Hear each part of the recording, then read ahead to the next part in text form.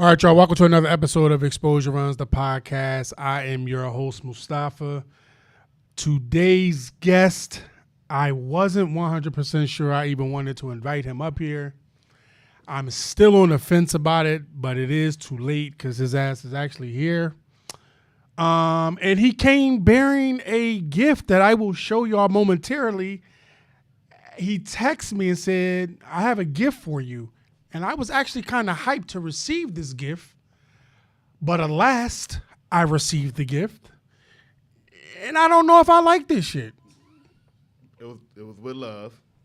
And it's really meaningful and really powerful.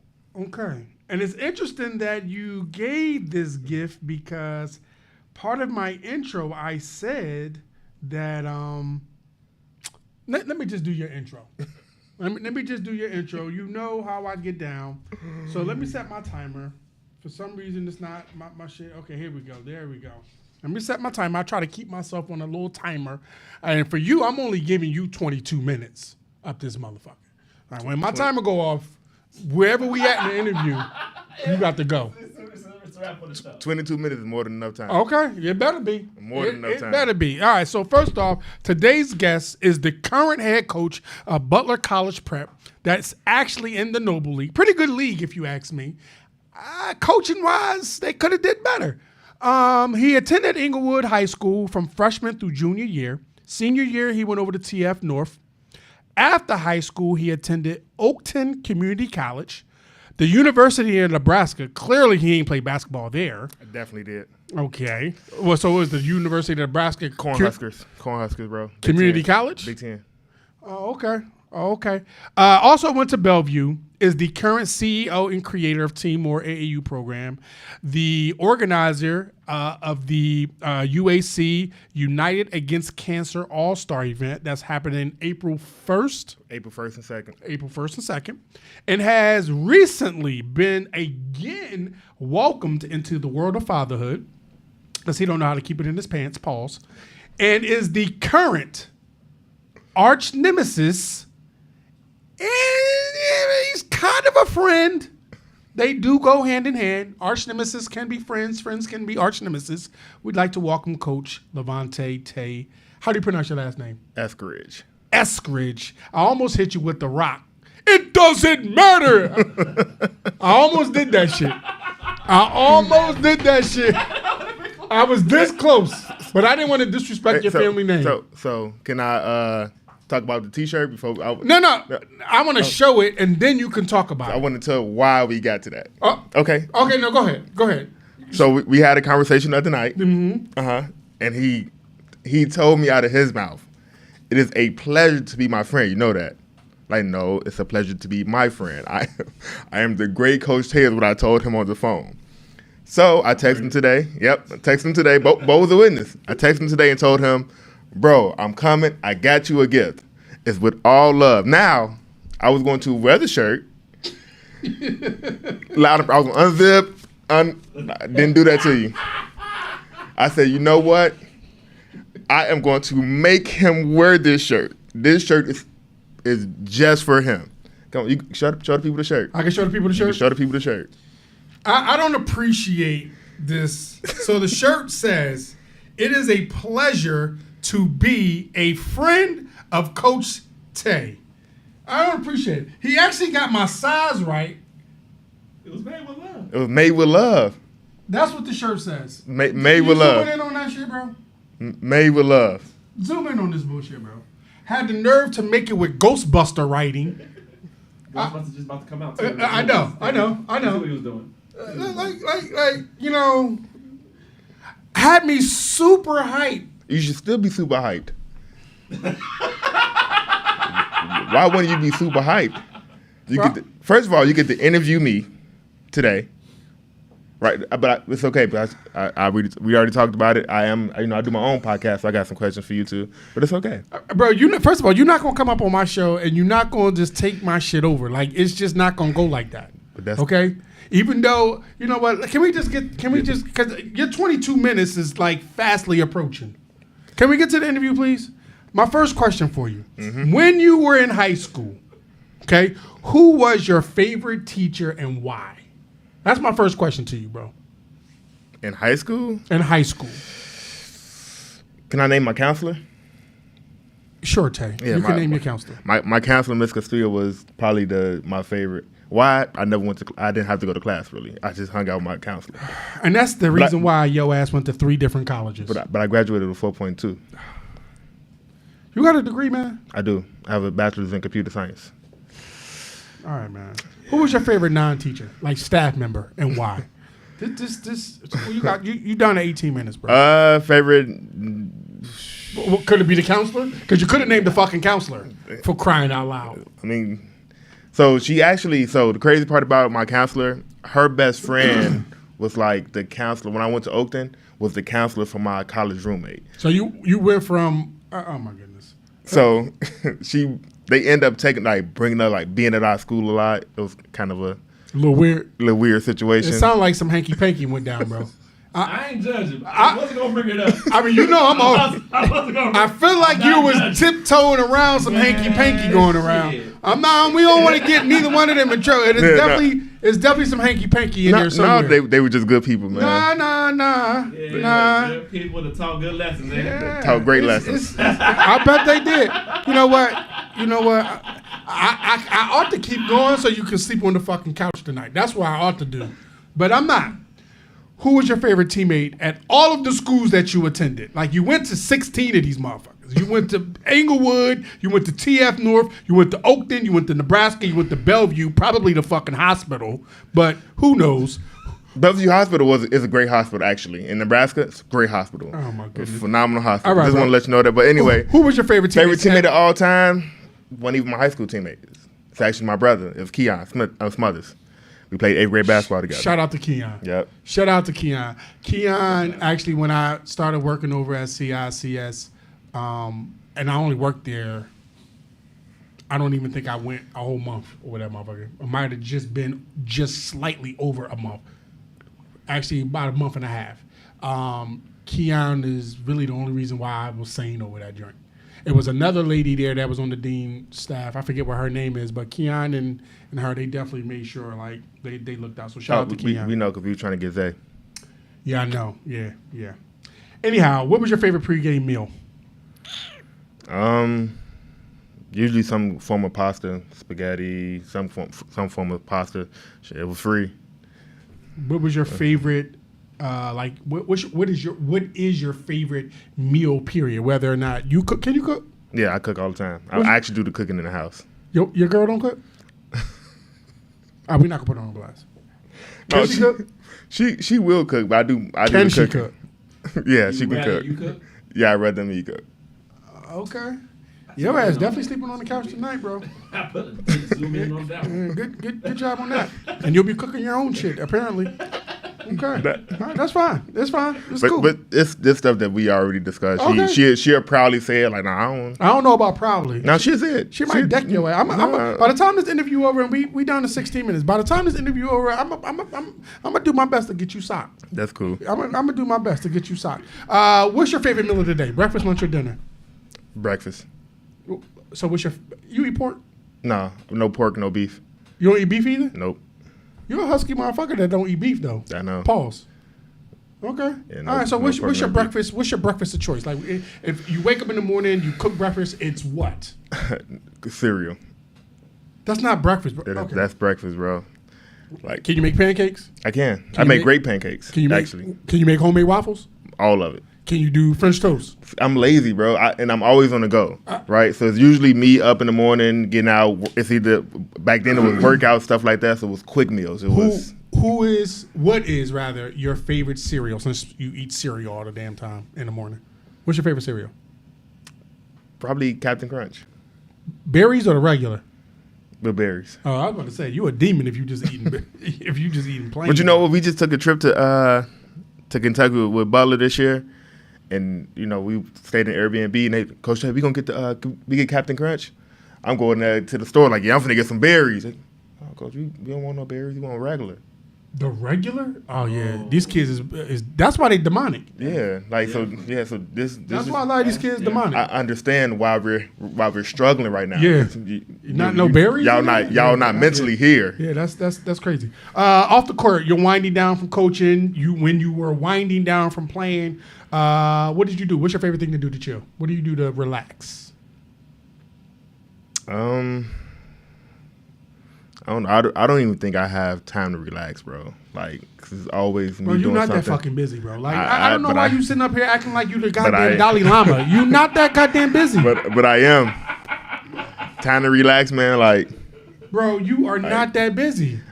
this is why I'm like super Coach All right, Tay. so all right, bro. Just pretend, but like, if you could relax, what would be your favorite thing to do? Nigga, probably watch some TV. acting like he Yeah. fucking Kanye and shit. I'm too busy. I am. Now, All right, man. Kanye got to be me. Oh, here we go. Back to the fucking shirt now. and Yeah, shit. yeah, Put this shit yeah. around my neck like a fucking bid. All right. Other than yourself, who is your Mount Rushmore coaching? Coach. Who's all right? Let me rephrase this question.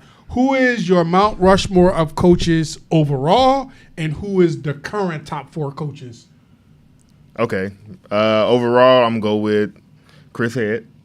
Oh, okay. Yep. I played for Chris Head with the Illinois Hawks. Shout out to Chris. Yep. He's one of the best referees in the state right now, too. Yeah, I love Chris. Yeah, I love Chris, too. I think I would have been scared of shit of him back from what I saw.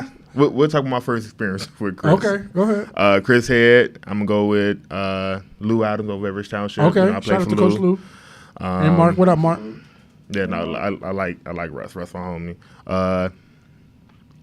Probably Goody, old coach at Logan. rest in peace. We had yeah. I never got a chance to then- meet him, but I hear a lot of good things about Yeah, him. then Coach Rob from Simeon. Okay, that's a good list. Yeah. That's a good list. All right, who's your current top 4 coaches? Of course, my boy Coach Keys. Okay. Can't leave him out. The Smukes, JD. Shout out to JD, Yeah, friend of for the sure. show. That's my State champ 4A. He wanted me to come coach with him when he was at Hyde Park. All right, bro. Just continue with your list. I'm just throw You it like out the there. motherfucker to be like, yeah, I used to date her. Nobody gives a fuck, man. Go ahead. Only Mustafa. Go ahead.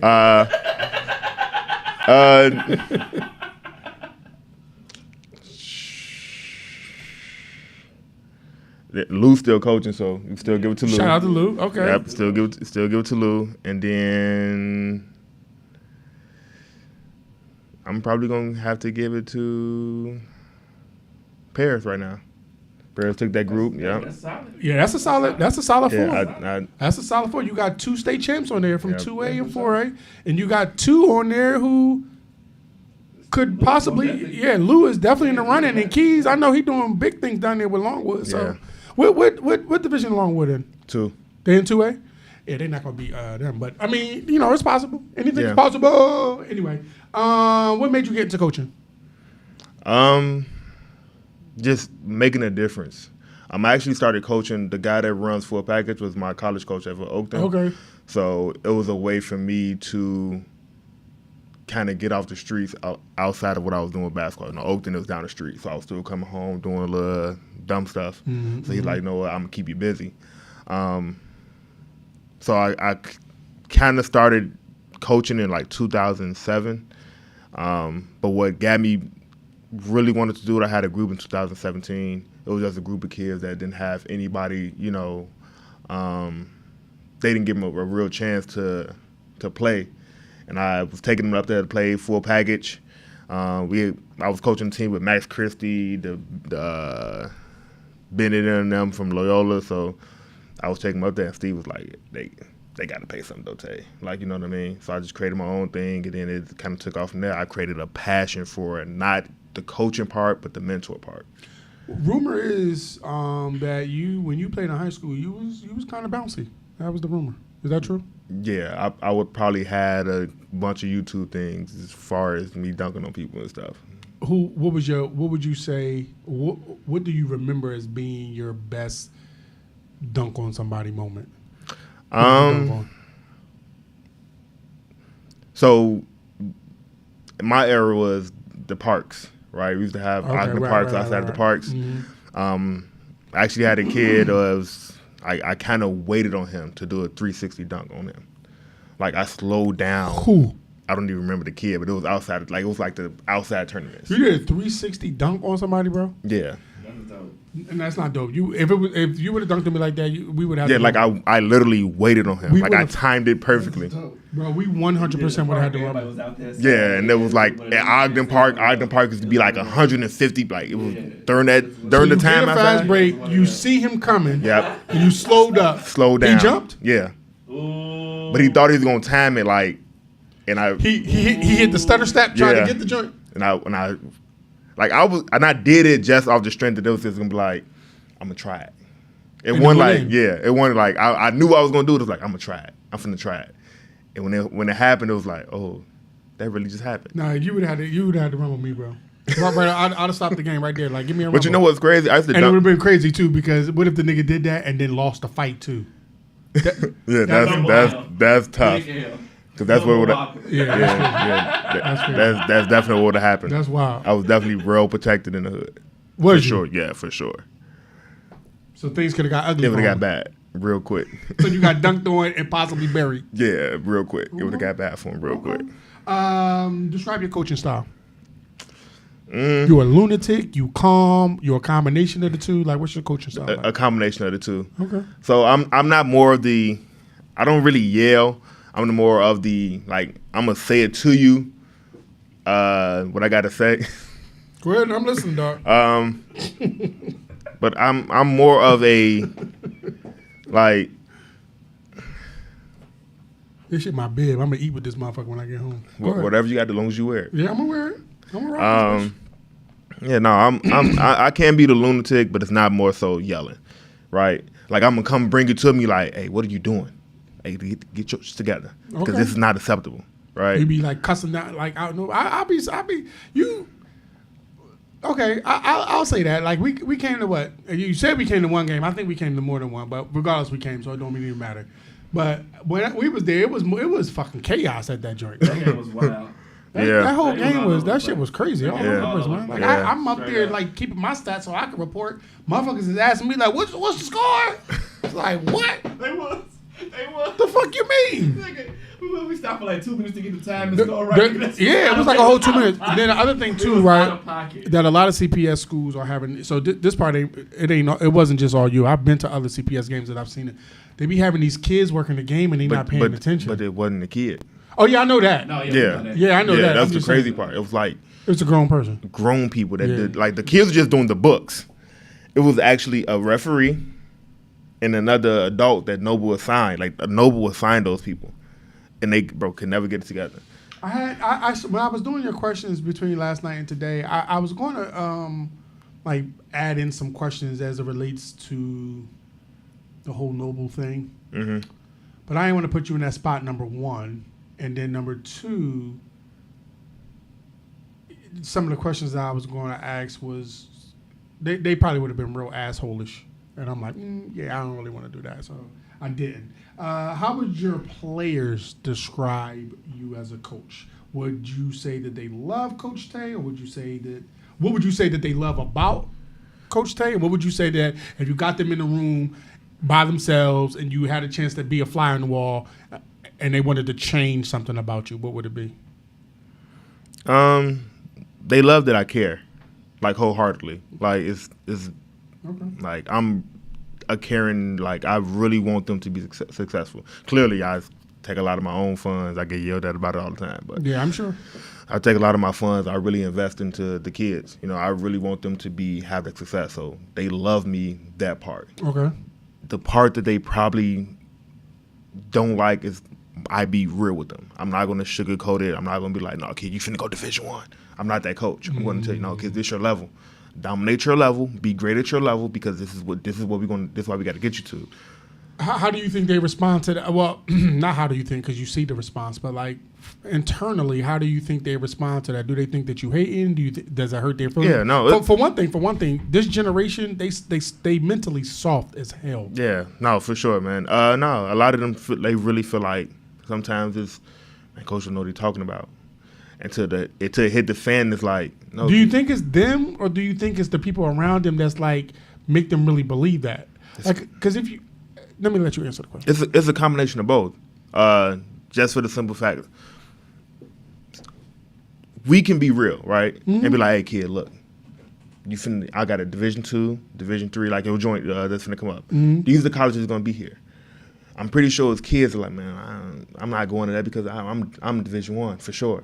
I had a kid that I decided not to invite because of that mentality. Yeah. And then I had another kid who, gave him a chance to sign up, didn't took too long signing up. And so I had to, the first time I've had to revoke or rescind rather a invitation. And I really wanted this kid to be there. And I won't say who the kid is, but I really wanted this kid to be there. I thought that the colleges that would have been there, whether he took an opportunity to them or not, he would have blew them away. That's number one. The other thing is too that kids don't realize and the parents don't realize is like we in fucking March. The Division I's are done recruiting. Like, and then the portal opens tomorrow. Right? Already you got Casey in the portal. You got Q in the portal. Shout out to Q. Yeah. You got who else? There's a couple other players that I know from here that I'm pretty certain is going to jump in the portal. Those just the people I know out of 300 or 400 colleges. So the realistic nature of it all is like some of these kids, and this is the other thing that burns me up, is that the kids that's denying these offers don't have shit. But you said it the best. It's not the kids. It's the people that's around them. And some of they people ain't even been to fucking college. How can you direct somebody to go to college and you've never even been? That's the shit that's weird to me. So you tell this kid to say no to this, but what do you have for him? Like that's my biggest thing. Like you're telling this kid like, hey, no, kid, you bigger than that.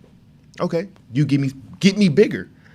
Get me bigger. This shit is wild. Like I think a lot of times I saw something today. Shout out to my guy Tyree from Numerex. He sent me something today on Instagram, and it was a video of Nate Burleson talking about when he first became an announcer for the NFL Network. And as he was getting his start, he said he had missed his flight, and he ended up getting somewhere and then ran into Dion. Dion was in the green room with him and a bunch of other coaches, and he told Nate to close the door. I want to talk to you. He told Nate, yeah, man, I heard that you missed your flight. And he was like, yeah, man, I overslept.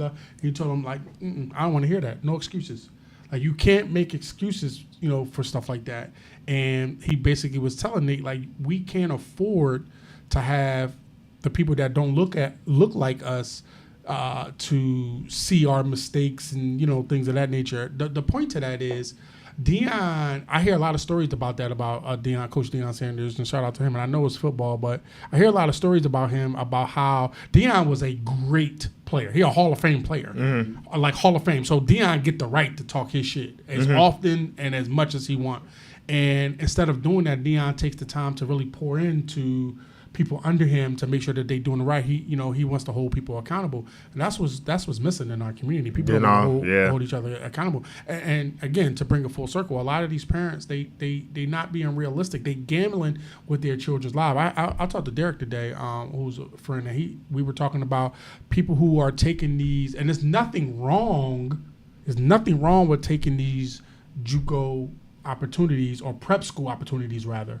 But if you go into prep school just to go JUCO, it make no sense. Why not just go JUCO? Yeah, that was wild. You gonna pay for school anyway, right? Well, go JUCO. JUCO got some money off. Like you gonna go prep school just to take a lateral move, or sometimes in some cases a backwards move. Like y'all parents, y'all need to wake up, man. Y'all gambling with y'all kids. Like, I wasn't when Zay got hurt. I couldn't in good faith gamble with his life. The light turned green.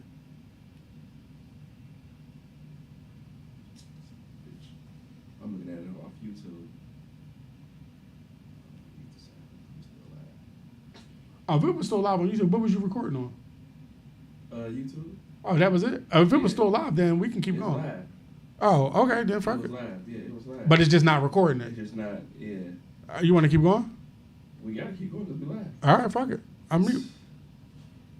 We've been on mute. I didn't get a chance to mute. Oh, okay, cool. Whatever. Hey, as I was saying, like we got to stop taking these risks with our kids. When Zay got hurt, I wasn't willing to allow him to just sit back and not take an opportunity that was sitting literally that folder with the opportunity was sitting, no bullshit, on our dining room table. And it was like, no, bro, this is what we doing. Like, you got to be okay with this. And he was. So, Yeah, it is what it is. but to speak on that, bro, is people out there that's pouring into. We pour into the kids, right? It's other people outside of us that kind of pour into the kids. What is happening is there's other people that's around that's kind of like, no, that's the fluff, that's the bullshit, right? Like, you ain't got to listen to that because your kid is bigger than this, right? And doing that, like I said, like it's like basketball and kind of the streets kind of go, they're kind of similar. Right, you asking the kids, yeah, man, why are you selling drugs? Why are you doing that? You can be so much better. Right. Show me, give me better. Right. Put me in a place to be better. If you can't do that, then what are we really talking about? And then basketball's the same way. Like, you telling me, yeah, you Division I. Show me. So a lot of kids get left off because, like, they telling them, like, yeah, don't believe them, bro, you better. But they don't have nothing for them, so now they just lost in the win because there's. They definitely lost in the win. I don't really understand the logic behind it all, but it is what it is. I had to turn it off. Yeah, because I saw that it wasn't recording. It's not really doing nothing now. Now I'm even.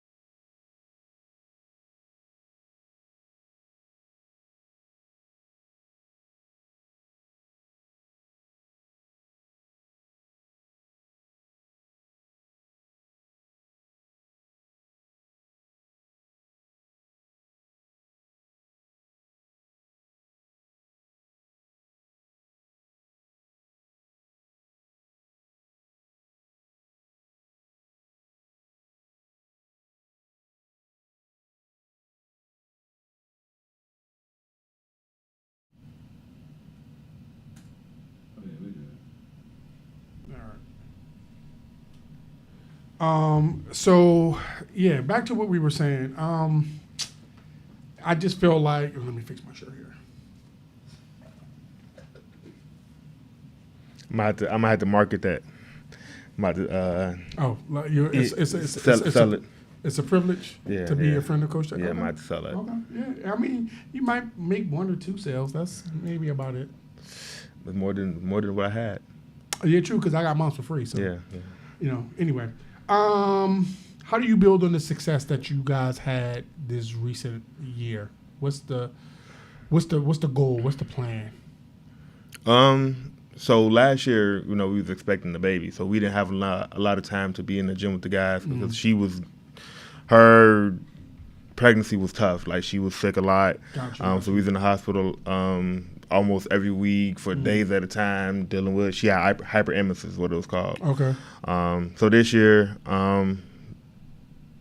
we're gonna do a lot more player development. We're able to do a lot more weight room stuff and get them ready for the moments. I feel like it was games we just wasn't ready for the moments.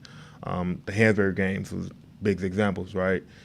We had them beat, and then that moment to close it out, it was too big of a moment for our guys, right? Because we didn't have that preparation time to do that. And then we was waiting on a lot of guys to be able to play, injuries and eligibility and things like that. How many players are you losing as far as graduating? 2. Dwayne and Denham. And Denham. Okay. All right. Who are you looking forward to as far as next year go that you are expecting to step up even more? Like, I know you had what's the young man name you always be telling me about that led the team in scoring? Danny. I know obviously he's at the top of that list, but who else are you looking forward to stepping up? We got a kid named Jamal. Jamal, he can be really good. I think he's better than a lot of guards.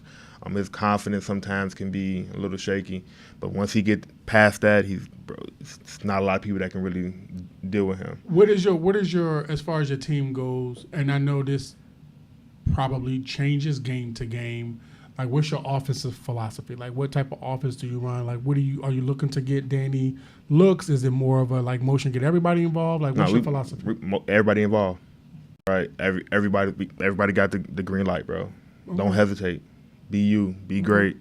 Danny just so happened he embraced that moment in that role this year. He took. Yeah, he did. We were talking a little bit. Before we came on air, and then a little bit, we just recently had a small technical difficulty, but we were talking about the parents as it relates to coaches, their child's opportunities, right? And you know, this is a hot bedded topic, you know, in the South Suburban group and just on Facebook in general, particularly around basketball season. Is it the coaches or parents' responsibility to promote their kids to colleges? And does the player status dictate that situation? Meaning, if you got a high major kid, obviously he sells himself. Right. So, like, whose responsibility is it to sell that kid to a school or to get him recruited, if you will? I think it's an equal playing field or whatever. Just off the simple fact that once you become my player, you become my kid, right? So my job is to make sure that, like, again, that you have success because we want you to be the greatest version of you that you could possibly be, right? So I need to promote you as well. Parents, on the other hand, what we talked about earlier, got to be a little more realistic and be like, okay, look, I'm going to let the coaches do their thing. And then I'm saying, because a lot of parents don't know basketball or recent basketball, right? Not to say all of them, but some. But those who do, them are the ones that typically sit back and be like, hey, you know what, coach got it, or we going to feed off what coach got. So that's the equal part of it. And then the players themselves got to also promote themselves. Social media is I can't have. So Marcus Halliburton, right? We had an AAU this summer. He was the highest ranked kid on Timor, right? Like, he's a skilled player, right? Don't get me wrong, but he wasn't our best player. Like, we still had Danny, we still had Adam, we still had Jamal, we still had DJ. We had those guys. But you know why he was the highest ranked player? Because he promoted himself. He did. Continuously. He did. Right? I saw him on Twitter. That's how I met him. Yeah. Didn't even know he was your player at one point because he was at another school. Yeah. And he reached out to me, or it might have been a mutual thing, not to put it, kind of whatever him. But yeah, I kept seeing his stuff up and down Twitter. And I saw stuff he makes up and sure. So I tell my guys, you know why he's like that? He makes sure he's seen. So as a kid, you can't be the cool kid. A lot of them are too cool to promote themselves, but they promote some bullshit though, in a heartbeat. But so they want to. This is the shit that kills me. Their Instagrams or most of their Instagram pictures, they taking. First of all, the shit that kills me is the ones that send me friend requests that don't have no pictures on there, or that reach out to me to come to the showcase, but they don't have no pictures on their shit. Right? I tell them straight up, like, you gotta get some content on your shit. That's number one. But this is the other shit that kill me. The pictures that they take. The fuck is you looking at? But this shit here. Like, so I that's the other thing where my kids will probably be like, man, Coach Tay just talking. He don't know how to be cool. Like, no, bro, I'm trying to tell you. cool, have your ass sitting at Like, home. yeah, I run the All-Star event. So a lot of times, you know, I'm gonna tell y'all right now. So a lot of times, you know why I can't get in contact with players? Because I can't search your name on Instagram or Twitter. If I can't find you, they it's should over. be like, water boy ski with the money. I'm typing in Charles Johnson and you send me what? Like, so if I can't find you, then it's like, oh, up next kid. Simple. yeah, the shit is Because that's how college coaches gonna go. If I send you, we got a kid. What'd you say, Charles Johnson? Yeah, Charles Johnson. What you ask? Send me his Instagram. Send me his Twitter. So I go to look for Charles Johnson on Twitter and Instagram, and I can't find him. I'm moving on. The other shit too is that a lot of these players, they don't realize as much as I hate to say it and I hate to quote unquote admit it, but a lot of them don't have Twitter or they don't use Twitter. And Twitter is where it's at right now. Yeah. Like, Twitter has always been where it's at. Yeah. That's where the bloggers and shit is at. Like, a lot of the bloggers and the writers and the scouts and the coaches, they ain't on fucking Instagram. They come over there to check y'all shit, but they ain't on there for real. It's usually a school's media team that runs their social media. The coaches ain't over there looking for film and all. So, and like, I'll hit them up like, well, what's your Twitter? I don't have one. Should I make one? Yes. The fuck you? Yes. You should make one. Like, it's insane. You do currently run an AAU program, Team More. So between that and your high school coaching duties, how involved are you in the recruiting process of your players? For Team More? For Team More and for the high school? I'm not gonna lie to you, bro. I'm not the recruiter type. Like, if I see you and I want to get an opportunity. No, I don't mean like. No. I'm saying, got So you. I'm not gonna be like, man, come play for me. Like, I'm not that person. If I see that you need the opportunity to better your situation, then I'll talk to you about bettering your situation. Like, it's kids that's been playing with the bigger programs per se, the Fires, the Ministries. Like, what are you doing? Like, you want an opportunity to go to play, or you want an opportunity to just say that you played on the team? And that's what a lot of them choose schools off of. But what I actually meant was, how involved are you in you getting your players recruited? All day, bro. She'll tell you, like, bro, that's the thing. If you're not doing coaching, you on the phone talking to coaches. It does take a unique woman to understand what really goes into coaching, and I mean, not even coaching, just pretty much what we do. Yeah. What we do, like. So let me ask you this: if an opportunity presented itself where you could really coach at the next level, and let me ask, is that a goal to coach collegiately? It is. So if you get that opportunity, how do you think your lady will respond to that more in depth of a responsibility? Because without knowing, because you're not in it yet, respectfully, I'm sure you do know what all will go into that. So how does that work if she already is sometimes not appreciative? And what it really boils down is to the attention. Yeah. Let's just be crystal clear about that. Yeah. How do you think she'll respond to that? I think we'll adjust. That paycheck could be a lot bigger. That's for goddamn for sure. Communication is always key. I think that's bullshit. It is. You gotta be able to communicate. Hey, babe, look, this is what's going on. I think when people say that shit about relationships, I think that's the biggest crock of shit. about relationships. Let me tell you why. I'm listening.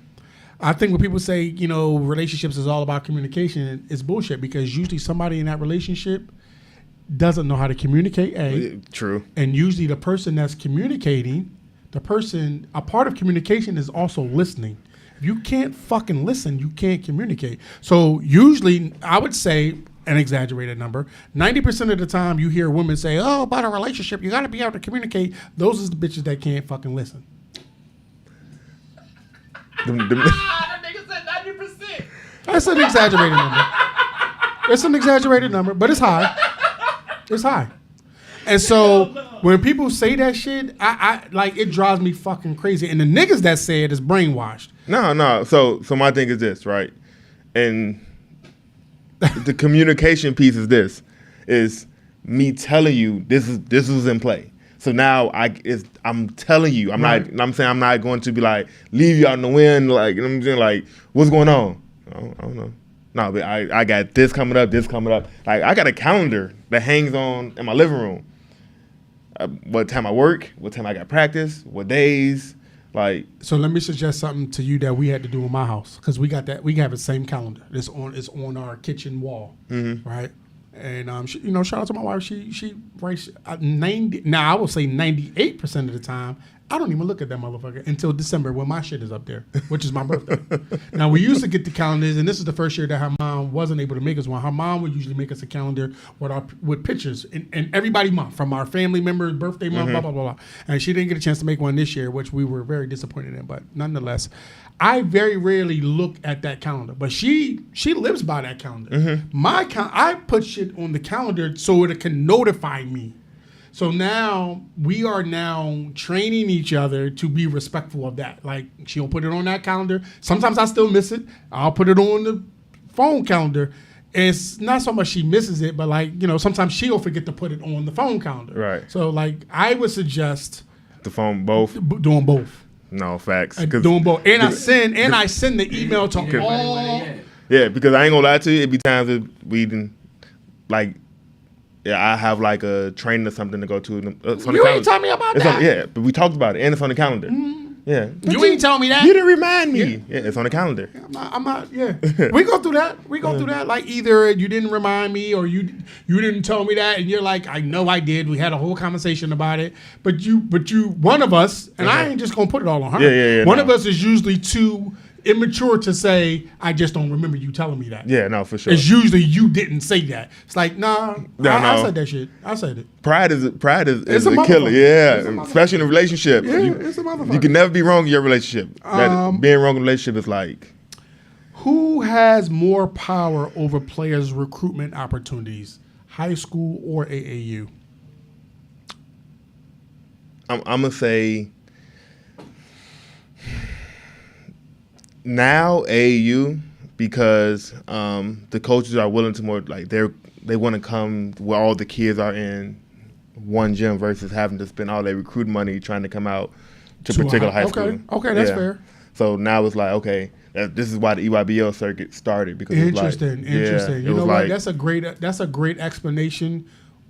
I've never heard it explained that way, and that makes a hell of a lot more sense. Yeah. Because first of all, I have heard that AAU is it, right? Everybody knows that's it. But explaining that way is interesting, and I've heard something similar because when you think about high school, usually our high school team only got one, no more than two players that a school would be interested in anyway. And they only come to see you if you playing against another kid. Right, because they're killing two or three birds with one stone. Yeah. And sometimes, because then true. But if you got an AAU and you got a team full of, high roster players. But not only just your roster, but AAU is like it's right 250 teams there. So it's like I got you.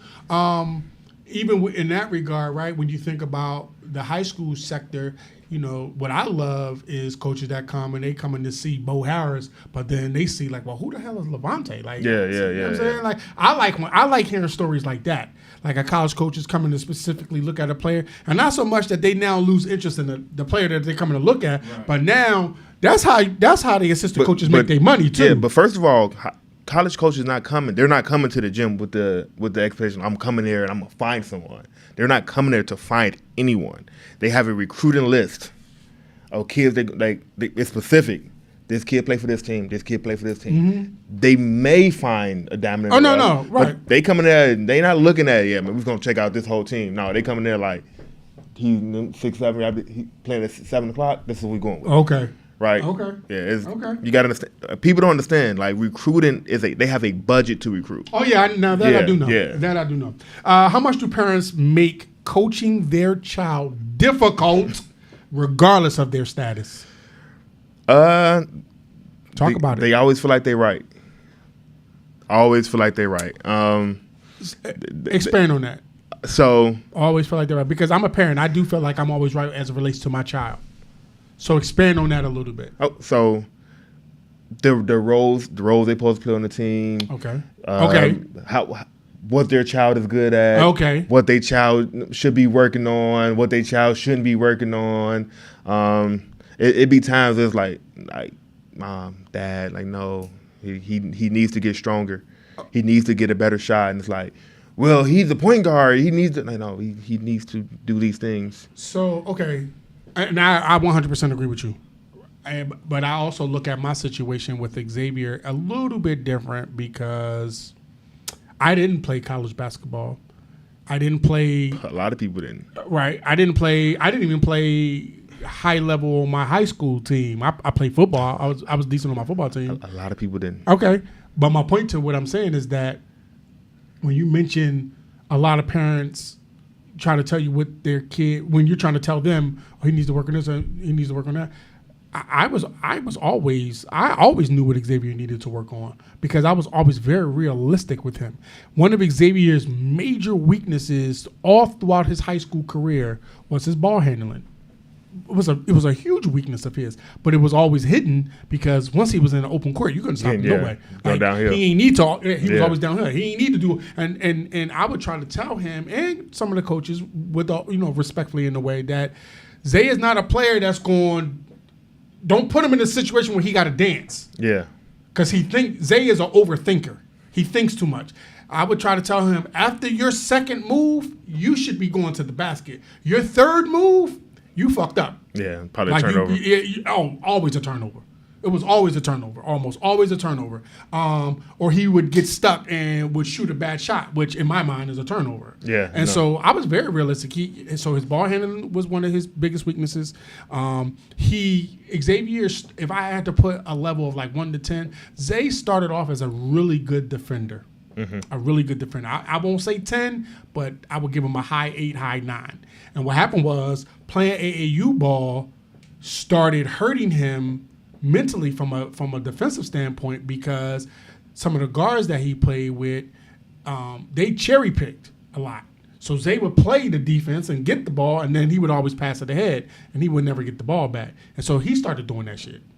And so it became a habit. Then the other thing he started doing, which I hated, and shout out to Coach Long from the Illinois Wolves, when he first started playing with the Wolves, Zay had a habit of, when he would play defense, he had lost a lot of confidence in playing defense, and he would try to do that reach back tap, that back tap shit, and would get beat all the time. Now I would say he would only be successful playing in that level. When he was playing, some of the lower level AAUs or whatever, it was pretty successful, because some of the people that he was defending, they wasn't good ball handlers anyway.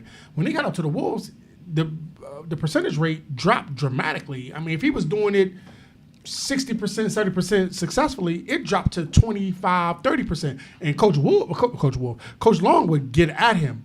It would look so bad, because it was so like, yeah, and it drives me crazy, bro. And I hate it. So anyway, I was very, Celeste as well, his mother as well, my wife as well. Like, we were very realistic with Xavier in his skill set. Like, bro, and Xavier he's getting better even now. A freshman, he's getting better. Zay was. I don't know if it was mentally lazy or just lazy. Like, first of all, he had this amazing God gift of athleticism that he did not get from me. Clearly. One more. He was so slack. One more, bro. One more. But he didn't get his athleticism from me. And a lot of things that I used to try to get him to work on it. He just, it was just, And I feel like it was because of that vibe and that attitude is why he I don't want to say ended up where he ended up because he's at a great school. I love the school he's at. Coach Albert, Coach Arbery and all that. I love the schools that he's at. And he likes the school. But I do think that if Zay would have did what I was telling him to do instead of like, Dad don't know what the fuck he talking about, he could be where Dade is at. Or he could be where, Ahmad is at. Playing at a Division I. He definitely had Division I talent. But he had Division III work ethic.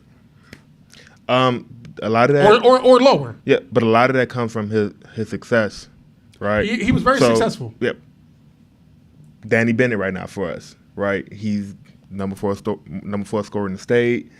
So he's kind of like, I hear you, coach, but like I just have 40.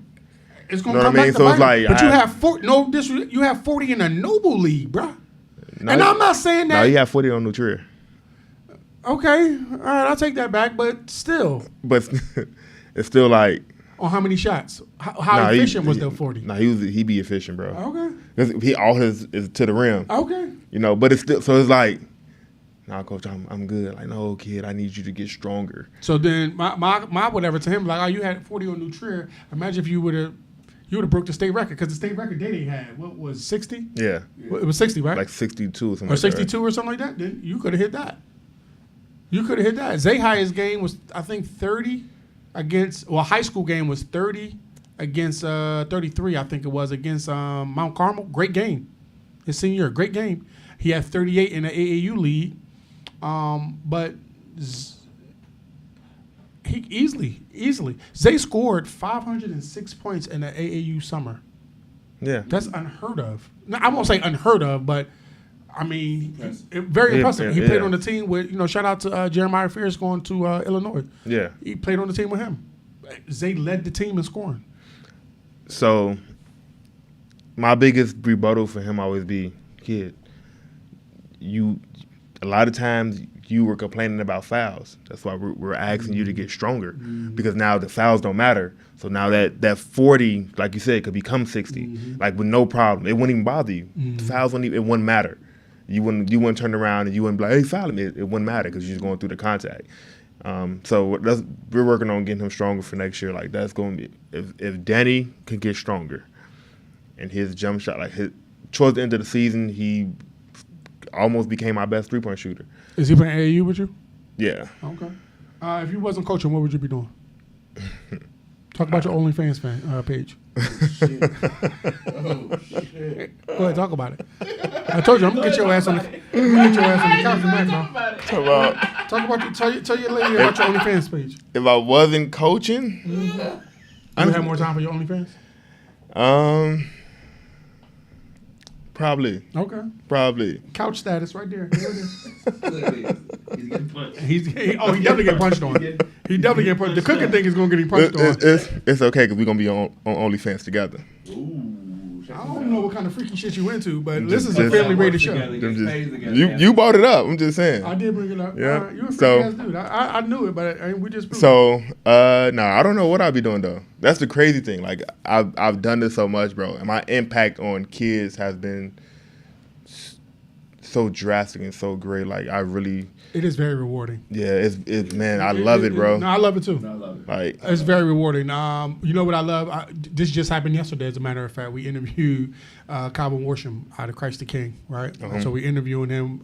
New episode with DJ Bolden drops tomorrow on Monday, and DJ was like, "Yes." So glad, like they best friends apparently. Yeah. And he was like, "Man, I was so happy that you guys interviewed him." Like, and he told us, he said that he told him like I'm gonna get on exposure runs. Yeah. I like we've been getting a lot of that lately. Yeah, no, for sure. And the kids are really like showing love to the platform. Yeah. The parents as well. And parents and coaches. Is that love you get from making it's not the monetary thing. Like, well, we ain't making no money. Like I tip all the time. The people, bro, with my All-Star event, like everybody like, man, bro, you charge how much for tickets? Like, bro, first of all, like, you know how much I invest into these kids, bro? Yeah, like, I don't think y'all understand. Can I just like, get some gas money back? Yeah, like, I just want, like, at least come a little bit close, like, bro. I mean, but my thing is the reward you get is Oh, seeing yeah. these kids' face, like, man, Oh, bro, yeah. like somebody like they appreciated my 4 years or my time I put in to my craft. Especially the kids that's not getting the fanfare, right? So Yeah. for every Gianni, Yeah.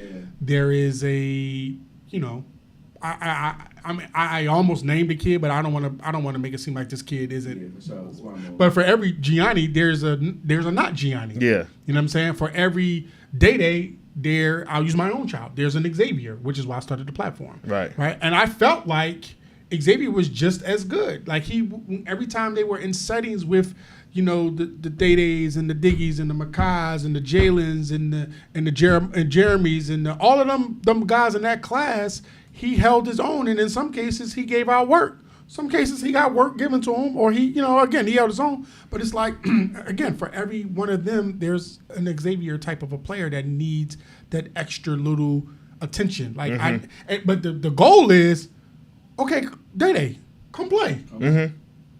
Ahmad, come play. Q, come play.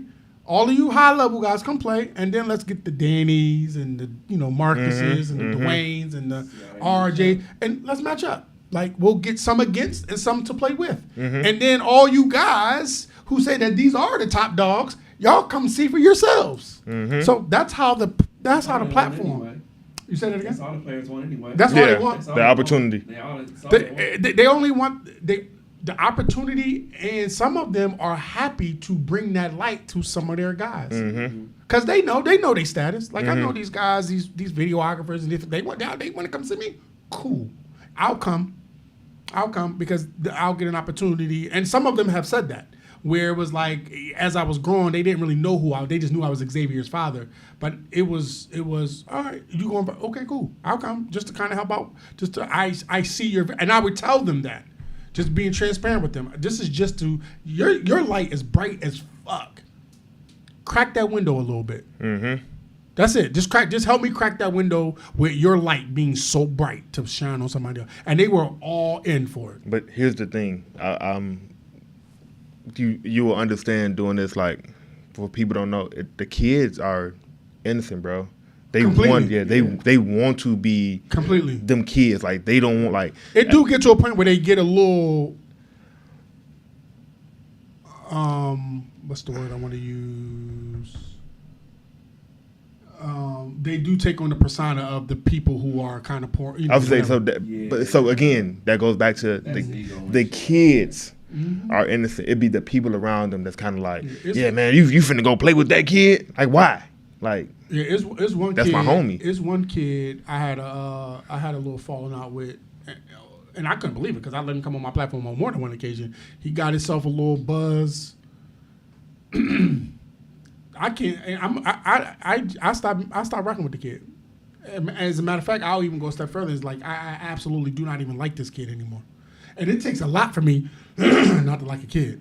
And it was bad, and I was very disappointed in how that interaction went. You know, just first of all, just the way it was, like one of them things. Like, bro, if we was face to face or in the street. yeah, It would've went there. But again, it'd be the adults that attach themselves to the kids. It's bad. It's bad. Anyhow, what was your best moment in high school on and off the court? I won a couple national championships for AAU. Okay. Yeah, playing with the Hawks. Okay. So that was on the court. Off the court, I mean, it's direct because I got a free education. So graduating college because of basketball. Okay. No matter what team y'all played on, who did you always want to play with in your high school days? Whether they came to TF North or you went to their school. What player from your era did you always want to play with? Jerome Randall. Shout out to Jerome. I would love to get him up Yeah, there. Jerome Randall. We can make that happen. I mean, I could do it myself. I'm just saying. I'm just saying. Huh? Jerome is a good dude. No, Shout out to yeah, Jerome. no, I like that's- Jerome a lot. Like, I found out about Jerome through Coach Foster, She, you know, I know the story about how she, you know, kind of groomed the young man, and Yeah, he's yeah, one of yeah, the yeah. best. He's one of the best, if not the best trainer in the state. But he still, I just saw a thing where he just was somewhere playing. He's still hooping. Yeah, no, he in Cali. Yeah, Yeah. Yeah, Jerome, Sharon Collins. Oh, those shout out to guys, Sharon, yeah. like Okay. them kind of took me under their wing in high school. Like, Okay. When you were being recruited, what were some things that you were looking for as you were selecting your college initially? I'm not gonna lie to you. I was these kids. That's how I know. Like, I know the inside, like, the arrogance. Like I literally, I was walking to gyms, no stretch, no nothing, going to dunk on people. Right, easily I was a lot stronger than a lot of kids my age, so it was like, bro, I'm getting recruited by these high-level players. Our class is really tough. I won 2 national champions. So going into recruiting for me was like, I got to, you got to put it on the table for me. But what humbled me was the coach I was going to go to Cincinnati out of high school. The coach from Cincinnati he ended up leaving. He became the coach somewhere else, but he's at UCLA now. Oh, yeah, okay. So when I did that, a lot of people were like, yeah, no, we don't want this kid anyway because his attitude. So that's how I ended up at Oakton, which is probably the thing that probably saved my life. Shout out to Coach Steve Pratt because he humbled me. If you could do it over, what would you change? Nothing. Steve, like I said, meeting Steve humbled me and changed my life. Scout yourself. What type of player were you? I was a competitor, bro. Like, I just wanted to be the best at everything. Like, I hated coming in second in anything. Like, anything that's worth competing, I wanted to win. I won badminton in fucking grammar school, bro. like, yeah, bro. Like, I just wanted, like, that's who I was, bro. Like, I didn't want to leave anything on the table. I just wanted to, like, hard nose. I wanted to compete. I wanted to win. I just wanted to be the absolute best. I didn't want to play with anybody that people felt like was better than me because I wanted to beat them. When you got to college, what was the first thing you realized was different from as far as scouting reports? Man, again, shout out to Steve Pratt. We played a jamboree, and at the jamboree, like, he kept telling me, like, kid, you gotta develop a nice jump shot. Like, you're getting to the rim, but like, once teams get to scouting you, it's not gonna be the same. Right. So he could probably attest to this. My first couple of, and again, being a dickhead as a kid, first game come out, we played Wright College. I scored 20 as a freshman. What is he talking about, bro? This easy. It's still easy. Still easy. I still got 3-4 dunks. Like, second game, same thing, right? Third game, we played Triton. Every time I caught the ball, you watch the defense collapse the paint. Like completely collapse the paint. Like, yeah, shoot it. Dare you. Shoot it. That's all you can do. The most frustrating thing in my life, bro. I couldn't figure it out because, again, not listening to my coach at the time. It was like, so this is what you meant. Okay, let me work on this. Let me figure this out. And I ended up being, by my sophomore year, one of the better shooters in the state. Yeah. Who was your toughest player to guard? Who gave you buckets in high school? Don't say nobody. I know you had buckets on you, bro. It was rare, bro. Who gave you buckets, bro? It was rare. It was rare, bro. Again, I was a competitor. Who gave you buckets? Who gave me buckets? Jerome Randall. Okay. How many did he give you? I don't know. He was shooting from half court. Damn. Jerome Randall, and then Sharon Collins, OJ Mayo. OJ Mayo was, bro. OJ Mayo? Oh, my God. OJ Mayo, I yes. just read something about him this morning. Oh, my God, bro. Talking about, he was older. He was the reclass before reclass was reclass. Yeah. OJ Mayo was 22 in fucking 10th grade and shit. So, but, like, his footwork in, like, high school was crazy, bro. Like, all the stuff that Kobe would do in the league, like, he already had that at high school. So it was like, bro, like, I hate this nigga. What am I supposed to do with this? Yeah, I hate this nigga. But those other people that was supposed to be highly ranked, I probably stopped somebody from getting McDonald's All-American. Nah, I definitely stopped that. Because so that's my next question. Who was barbecue chicken? Who you get buckets to? A lot of people, bro. Give me something. the Etwan Moores, those guys, yeah. Like, bro, I never wanted to play. I wanted to kill you because you feel like you better than me. I got something for you. I'm going to show you that you can't guard, that you can't do nothing with me. What was your career high? Who was that against? And who was the primary player guarding you? I don't remember, but my very first game we played at Corliss, ironically. That is funny. I ironically played at Corliss. I had 55. The very first high school game. My very first time dunking the ball. Then never tried to dunk the ball in practice and none of that. Didn't think I was going to be able to do it. I was just strong enough to get to the rim layups. We had a game. We was up by like a lot of points. We had a kid on our team. He was a freshman at the time. He went to go try to dunk the ball. He missed. Coach Lou goes, I'm going to do one. He's going to probably kill me for doing the Coach Lou impression. Coach Lou goes, God damn, don't dunk that damn ball. Finish the damn layup, right? So, again, being a kid, if I get this opportunity, I'm dunking this. Like I don't know what he's talking about, bro. We up 40. I'm dunking the ball. And got the opportunity, and as I jumped, I got to the rim, was like, oh my God, I'm really here. And I dunked the ball. And from that point forward, I felt like every time I get opportunity, everything got to be a dunk. Everything got to be a dunk. That's how he was. He got his first dunk in 7th grade. And I remember I was so hyped for him. And he had just gotten a new pair of sneakers for an AAU tournament. And he was playing with the Blaze. Shout out to Pat and Sakita Cooper and Eric Tillery. And he got a nice little fast break and got a dunk. That shit was crazy. Yeah, but I was short all the way to my sophomore year. Like I was Keon's point guard. Got you. Name your all-time NBA. I actually forgot to turn that joint on. Your time is up, bro. It's time to go. Shit! All right, don't even answer the question. That's the end of the No, I'm just playing. No, Who's your all-time NBA player? All 5 starters, 1 6 man. Mike, Kobe, Bron, Shaq, Kevin Garnett, Derrick Rose. And he just announced his retirement. Yes, sir. Damn. I had to show love to D Rose. Yeah, shout out to D Rose. Shout out to D Rose. Mine's AI, Kobe, MJ, LeBron, Hakeem. My 6th man is Jamal Crawford. You have 3 children. 3. With your newest child being your 3rd. Yes, sir. Your first boy. No? My second boy. Second boy. Okay. My oldest is a boy. He's 13. Okay. Yeah. And so in my religion in Islam, we believe our children pick us as parents. So your children picked you as a father. Hearing that, what does that mean? Knowing that your children picked you to be responsible for their growth, their development, their guardian. Like, what does that mean to you? What's your shirt say?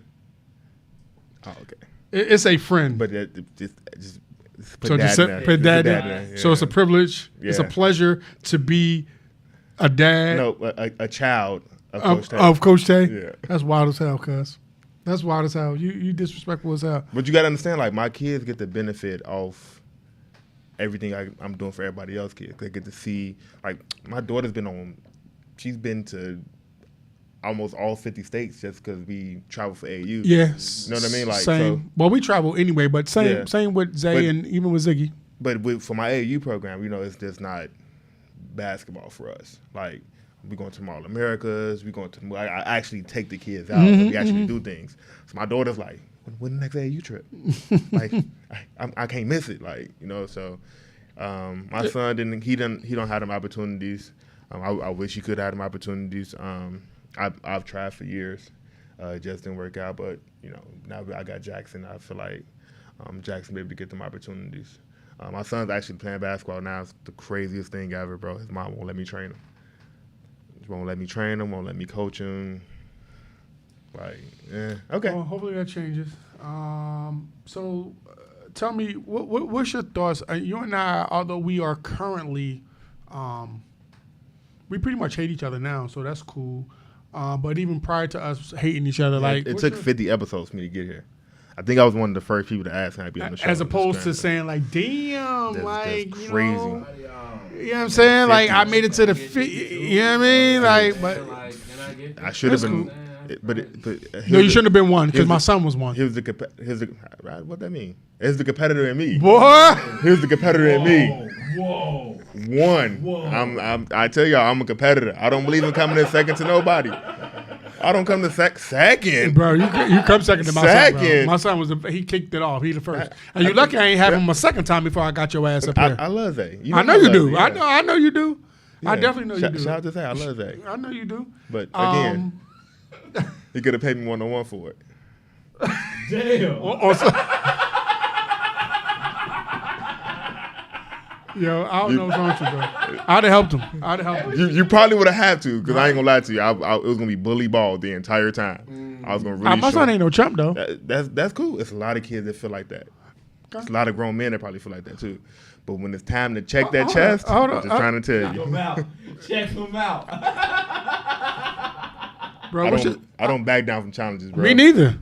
It's a very well documented thing in our family bloodline. I challenge it for anything. Stop playing with me, Tay. What's your thoughts on our platform, bro? On the Exposure Runs platform, and what we're doing for the high school athlete. Which brings me to my question for you. Oh, let's have him. Let's go. Yeah. Let's go. So outside of the thing with Zay, right? We know why you started it. Mm-hmm. How do you feel the platform has taken off after Zay's been going for school?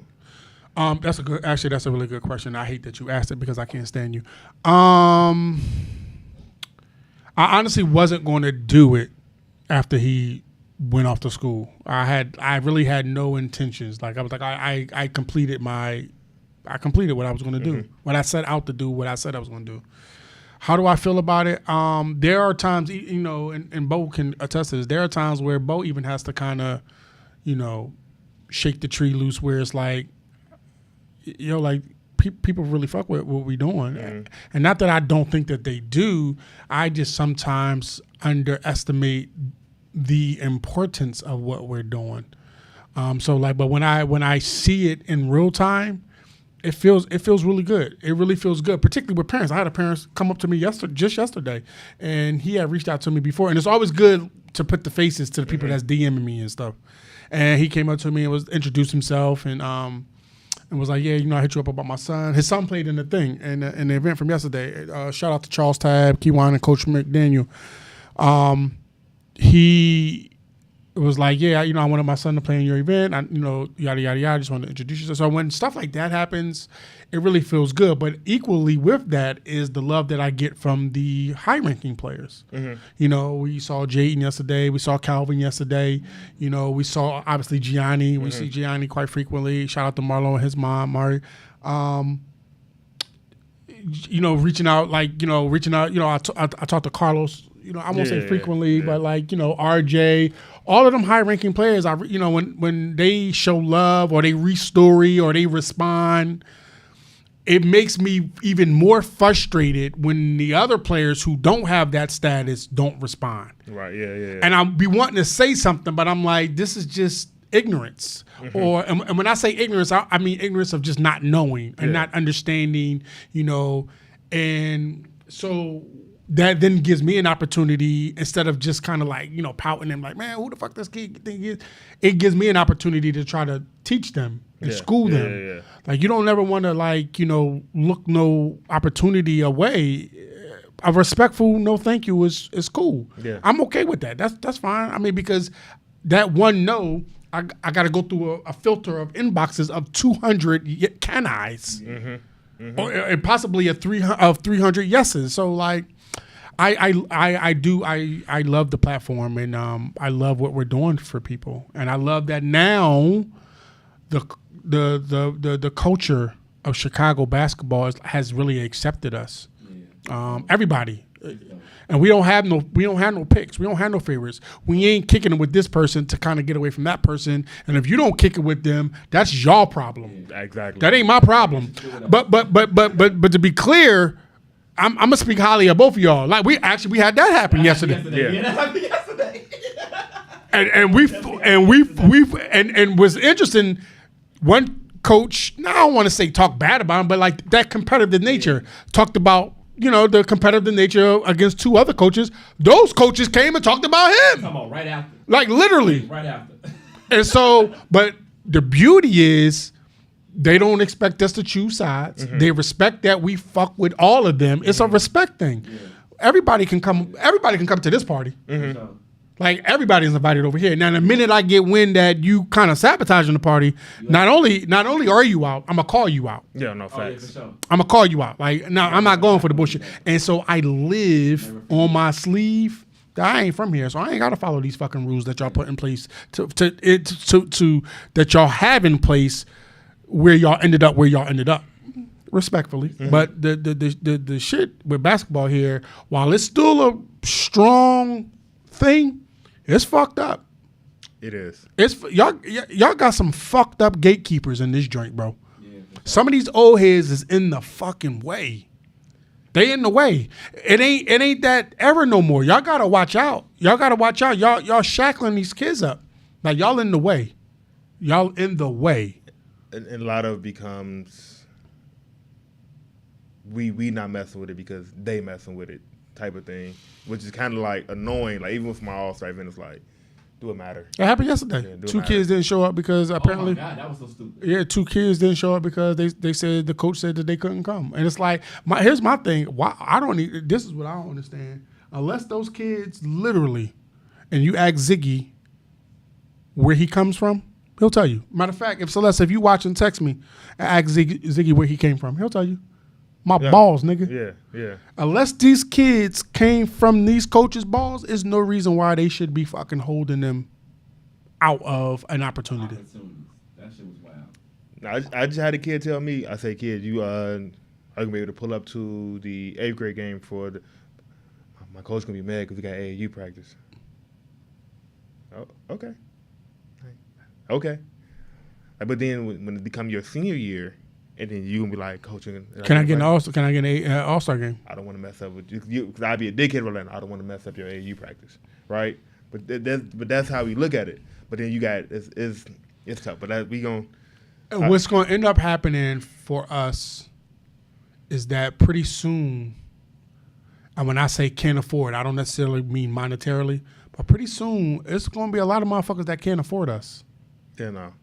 And I don't mean from a monetary standpoint. It's like, first of all, you won't have immediate direct access to me through my DM. It'll be somebody, you'll have to go through somebody who's then going to have to go through somebody that then possibly can get to me, For sure.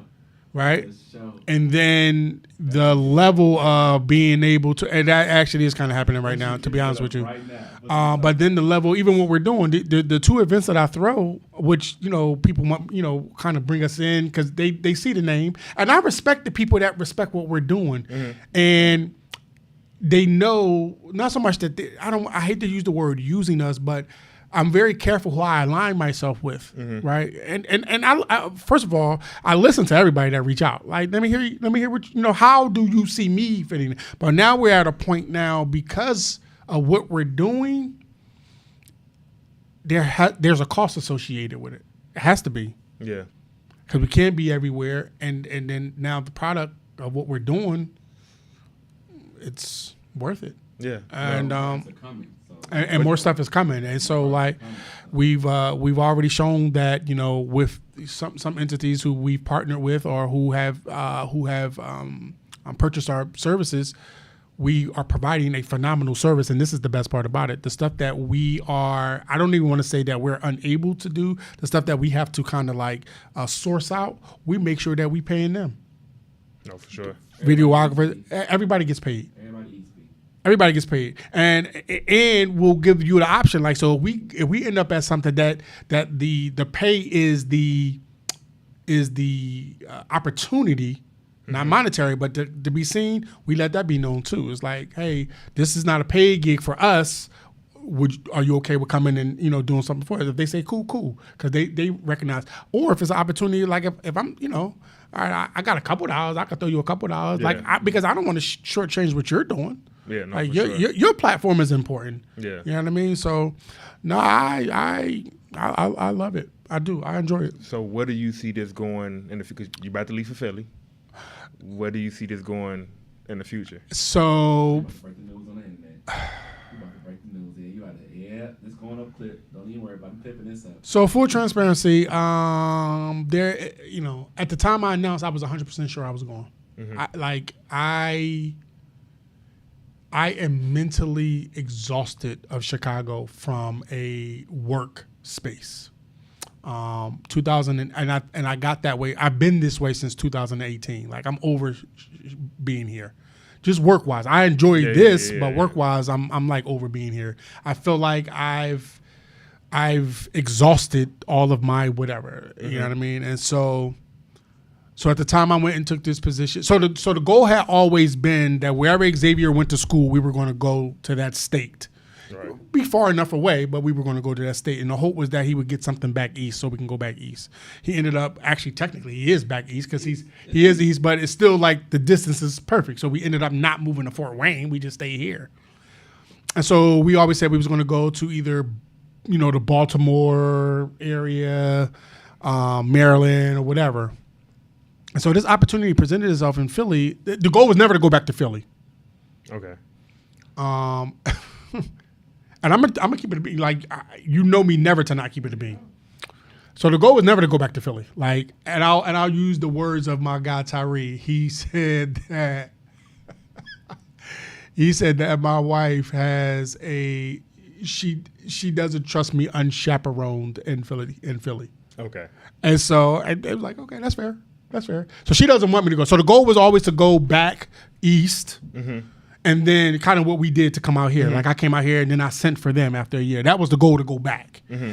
And it was like, well, no, that's not the goal, to go back to Philly. Like, yeah, no, you're not going to leave me here and you go to Philly. And I ain't got no eyes on you. Like, no, we ain't doing that. We ain't doing that. We ain't doing that. And so for a hot minute, I was just like, I hear you. Mm-hmm. I hear you. Mm-hmm. But I'm going. This opportunity, like I haven't been working since January the 12th. So like now it's now affecting me more than financially. Mm-hmm. I was like, I'm going. This monetary opportunity, I don't want to pass it up. And this is my ticket out of this bitch. I want to fucking leave. So you're not leaving? So it went from 100% to now down to like 60. Damn. It's like 55, bro. He left off the part where I be talking to this nigga all the time. Yeah. He left that out. Yeah, no, it's probably down to 50%. It's probably down to 50%. So yeah. So you're not leaving? Probably. That's tough. Damn. You're a fucking hater. Damn. I'll tell you what. So here's the crazy thing. So I'm not saying that. What I am saying is, I'm actually giving myself till this upcoming Friday. Okay. This upcoming Friday, because if I'm going to go, there's paperwork and stuff that I need to do that has to be done. The first day of work back in Philly for me is April the 8th. Okay. That if I go, and everything has to kind of be cleared, my clearances, and I'll be working at a school, so I still need time to do that. So I'm giving myself to this Friday. I have 2 interviews coming up, which will be my 15th interviews I've been on. And if something don't shake, I really have to I'm gonna have to revisit the conversation, but like I'm gonna have to. I feel like I'm gonna have to. I think you're gonna get something here, bro. Like I think your service is really needed here. And even my wife, she even says, why you so thirsty? You don't need to take none of that. But this was like 2 or 3 weeks ago. You don't need. But now it's kind of like she been holding us down. She been holding the fort down. Like I can't. I can't in good faith As a man, I can't. Yeah. Bro, she sent me like she got paid on Friday. She sent me a couple $, like it's some pocket money. I'm like, I loved it. Don't get me wrong, but it's like, I feel like I need to get some pocket money. I'm gonna put that out there. But it's okay. You know what I'm saying? Like that shit is it feels good, but it feels bad too. Because of the situation. Because of the situation, right? And so yeah, I have to make a stand on it decision. Yeah.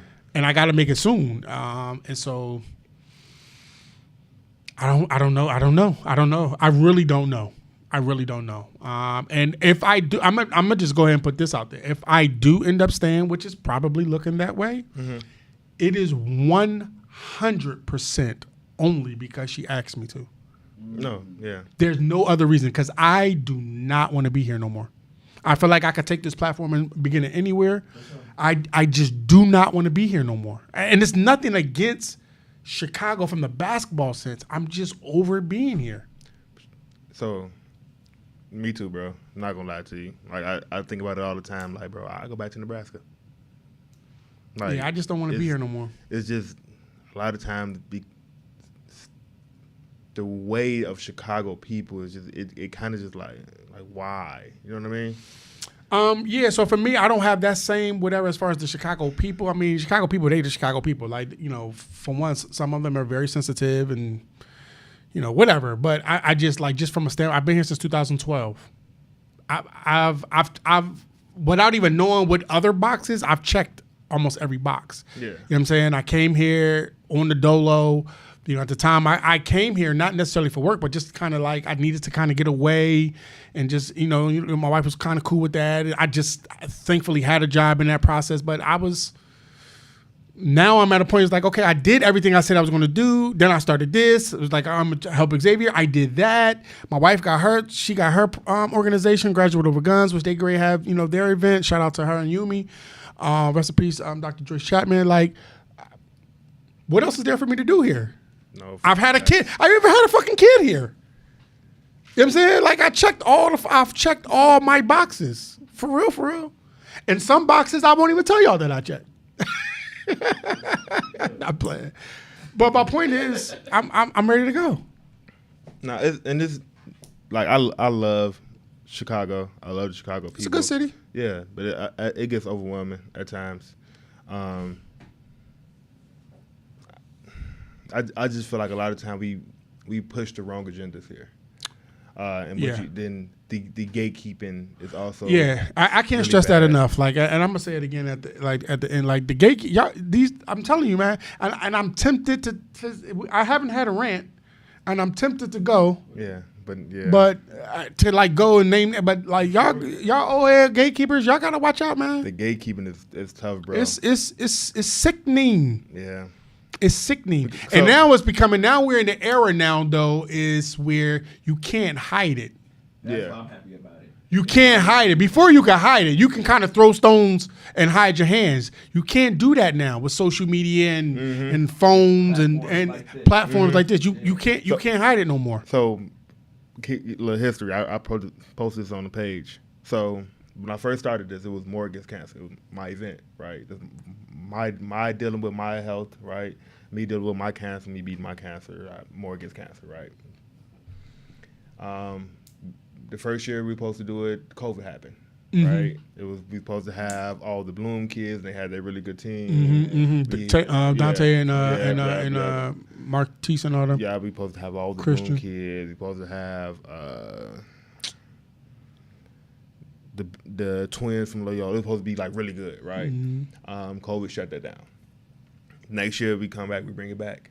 That was Julius Rollins, but Hillcrest had their team, their really good team, and Brandon Hall. We ended up having it at the Hammond Civic Center at the stadium, right? So I go and it's More Against Cancer, right? I'm putting all my stuff out. I'm asking people, hey, look, let's put this platform together for these kids because at the time, everybody was coming here and running their stuff, but they wasn't including our kids. So you got Jordan Classic here. It's like, okay, that's wild. Yeah, we're gonna get Ty Rogers and that's it. We're gonna have the McDonald's game. Man, we know Adam Miller's top 30, but that's what made me actually do it, like Adam Miller. But it was like we're gonna get Adam Miller. We're gonna get DJ Stewart, but we're not gonna get Adam. We know this in your backyard. That to me is wild. Yeah, and it's like, for me it was like, so, y'all think this is okay? No, it's okay, bro. I got it. Hey, let's come together. We don't need that right now. We can make this for our kids this big. What's sad is those gatekeepers, they ain't do shit about that. They ain't go to them. No, and the crazy part about it is those same gatekeepers like, yeah, well, he doing that. He trying to get money. Like what? Like so. Even if that was the case, and it's totally not. Like it's still McDonald's ain't making money off these kids too. Like so, McDonald's can come in your backyard and not give you nothing, and not give you nothing. No, we gonna get you. You gonna work. I'm gonna work. We gonna get you some shorts and some shoes. Not even pay you. Not even pay you. We gonna get you some gear. You can have some McDonald's All American gear. Yeah, Right, like, but you happy because you're like, ooh, look at me. I got something that you don't got. I got these exclusive joints. Like, I can go buy that shit. yeah, right. Like, nigga, I'm looking at, okay. But I made this, the platform is like, we don't need that. We got the top kids here. And this is how I'm feeling because this is my city. We put this on. I will say this. I will say this about Chicago, and this might hurt me to say a little bit, like from a basketball, because there was one point where it was like, we going back. When I first started working at Camelot in 2018, it's like I wanted to go back, and Celeste really had to like, she was with it, right? But we really had to kind of sit and say to ourselves like, this might be the best opportunity for Xavier where he was at. He was in 7th or 8th grade at the time. Mm-hmm. And from a basketball standpoint, like, I love my city. Mm-hmm. I love my city. But basketball to me, from what I know of, now I'm not ingrained in the Philly basketball culture as much as I am here, but based off of what I know and some of the people that I know who are, Chicago got them a little bit. Now, it's pockets of greatness in Philly. Don't make no mistake about it. Mm-hmm. But here, it ain't just the Mac Urbans, the Mean Streets, the Team Roses, the Illinois Wolves. A lot of these grassroots teams got some great players. In Philly, that could be the case.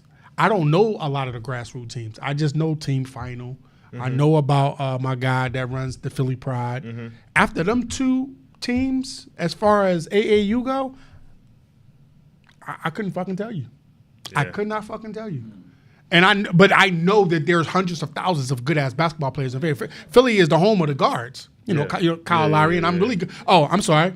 I'll take that back. So the third one is K7, which is Kyle Lowry's team. It's ran by his brother Lonnie, who him and I became really good friends off of social media. He saw what I was doing. A friend of mine kind of put us in tune, and now we talk pretty regularly. Matter of fact, he broke to me that Kyle was going to Philly. Okay. So I knew that before that even came out. Like, Lonnie is I consider him a friend. Yeah. And I can call him or talk to him, anytime I need to. But my point is, we had to make a real conscious decision. The decision was not just about me and what I wanted to do at that time. I had to, even though I didn't in the moment, Celeste was able to kind of like, well, I'm with you. But we got to consider Xavier and where he at right now. But that's how she make the decisions. That's how she run the house. But that's another story.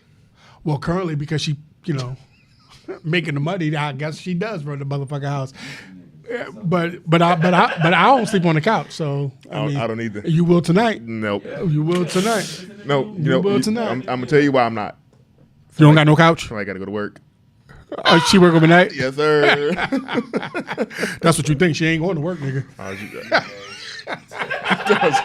She going to her OnlyFans set. What are you talking about? Oh, Lord. No, on the real. No, I appreciate it, man. Like, all right, what, you got any more questions? No, that was it. There was just them two? Who better, you or Zay? Right now, Zay. My question is, when was you ever better than Zay? Damn. When I was Zay age, I definitely was better than him. I was definitely 100, way better than him. Let me tell you the difference between me and Xavier at the same age, is that skill-wise, Zay was way better than me from a skill standpoint. Zay didn't have those intangibles that I'm much tougher, than him. Much tougher than him. But from Zay at 15 to 18 skill-wise versus Mustafa 15 to 18 skill-wise, Zay has the upper hand. He's way more athletic. He probably I won't even say probably, got a better jump shot. And Zay's IQ is very impressive. He has great basketball IQ. But when you add in like toughness and just kind of like physicality and, just being able to kind of, know what he's doing before he knows what he's doing. And I know Xavier's moves and he don't really know mine's. I think I would squeak by. But I wouldn't be surprised if he beat me. Okay. But yeah, Zay is a much better basketball player than I ever was. Like, there's no question. Like, but football, I'd have annihilated that boy. Yeah, no, back to the more thing. I'll tell you about that before we go, bro. So I'm more you. I mean, because we got the More You Foundation, right? so people was coming with their perspectives. Hey man, it's you only. Okay, cool. I got something better. Let's put it all together. Y'all got y'all perspectives. Y'all got y'all opinions. I'm opening the table for y'all to be a part of this so that we can make this as big as we possibly can for these kids who deserve, because they've been here for 4 years putting this work in. They deserve this. Let's put it on the table. Let's build this platform for them. That's why I do the billboards and all that stuff. And it won't be called more. Because y'all worried about me getting all the, we can change it. It'll be united. That's what made me change it. It'll be united. You know how many people, as we sat at the table and had that conversation, just nobody showed up. Stop coming up. Stop. I've been through that too. And that's Like, weird activity, like man. you put a budget on the table. Like, look, this is what this gonna cost. This is this gonna cost. Ooh, like this is how we gonna break down the funds. This is how we gonna do it. It's like, okay, that sounds good, bro. That's good. We gonna do it. Then it's like, all right, bro. So now this got to be paid for. So from that standpoint, because I thought about it here and there, but from that standpoint, I won't open it up to that. I definitely open it up to input. Yeah.